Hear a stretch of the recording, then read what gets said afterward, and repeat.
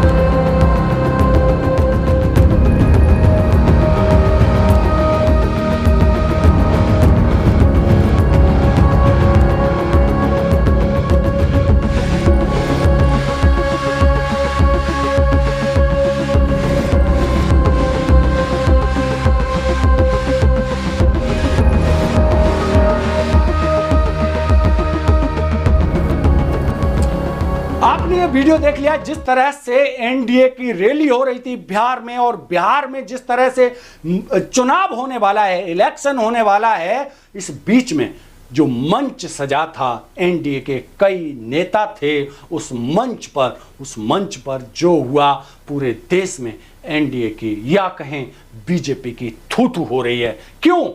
क्योंकि जिस तरह से लोकतंत्र में सभी का सम्मान होना चाहिए, सभी का अपमान नहीं होना चाहिए, लेकिन एनडीए के घटक दल आपस में ही जूता पट्टी कर रहे हैं। तो फिर जनता की बात कहां से करेंगे?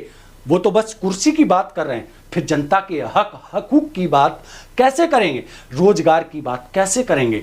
आम जनता की बात कैसे करेंगे? जब आपस में ही कुर्सी के लिए लड़ रहे हो तो फिर जनता क्या सोचेगी? क्या इनको वोट देगी? जब आकाश आनंद ने बिहार में जमकर रैली स्टार्ट कर दी है, जहां पर हजारों की तादाद में नहीं, लाखों की तादाद में भीड़ जुटने लगी हो, तो एनडीए हो चाहे यूपीए हो, तमाम लोगों के बीच में खलबली तो पैदा हो गई है। जहां पर देख सकते हैं कि जब एनडीए के जो नेता हैं, कार्यकर्ता हैं, आपस में ही लड़ने लगे तो फिर लोगों के हकूक कहां जाएंगे, अधिकार कहां जाएंगे? वोट जनता का लिया जाता है, लेकिन जनता के अधिकारों की बात कौन करेगा? उनके अधिकारों को कौन सुनेगा? जब इस तरह का माहौल पैदा हो जाए तो नीतीश कुमार कहां सो जाते हैं, जो स्टूडेंटों पे, छात्रों पे लाठियां चलवाते हैं। लाठियां चलवाने के बाद भी उनका कोई भी बात नहीं सुना जाता।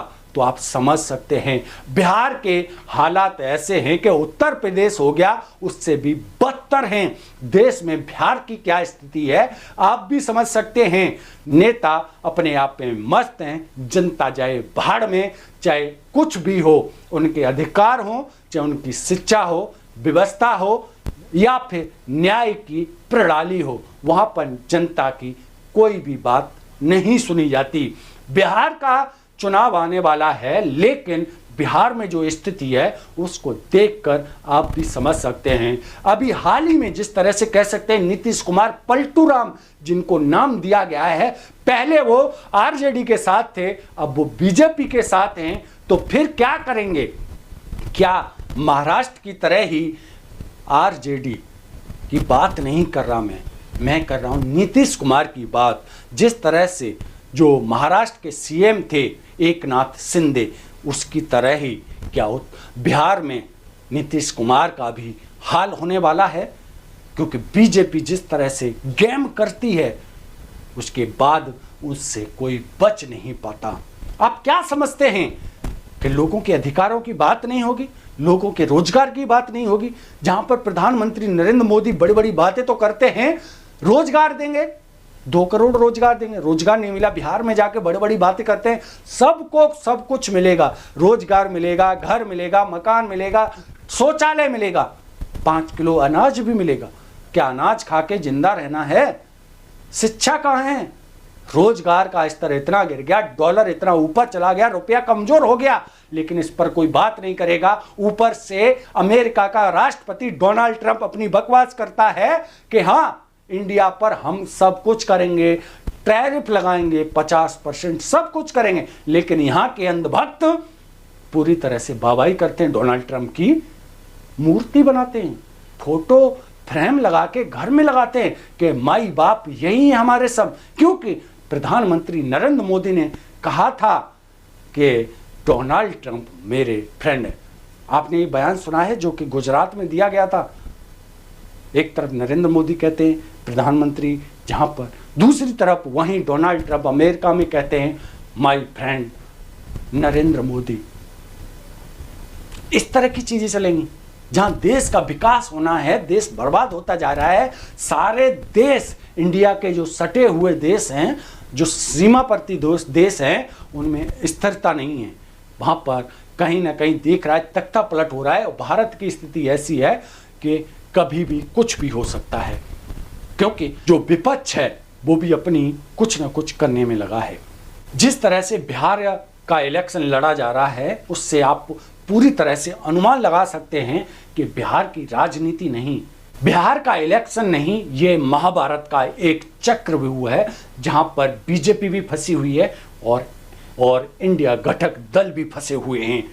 क्योंकि उनको खुद नहीं लग रहा है कि कौन जीतेगा, क्योंकि जिस तरह से माहौल बना हुआ है, वहाँ पर लोगों की राजनीति पूरी तरह से धराशायी हो गई है। आपस में लड़ रहे हैं, एक दूसरों पे आरोप लगा रहे हैं, प्रत्यारोप कर रहे हैं, लेकिन देश का माहौल इस तरह का नहीं है जिस तरह का हम सोचते हैं।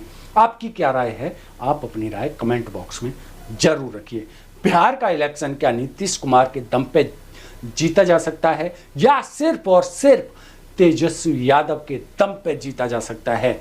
आप अपनी राय कमेंट बॉक्स में जरूर रखिए। बाकी की खबरों के लिए बने रहिए HNP न्यूज के साथ। मैं DS गौतम, धन्यवाद।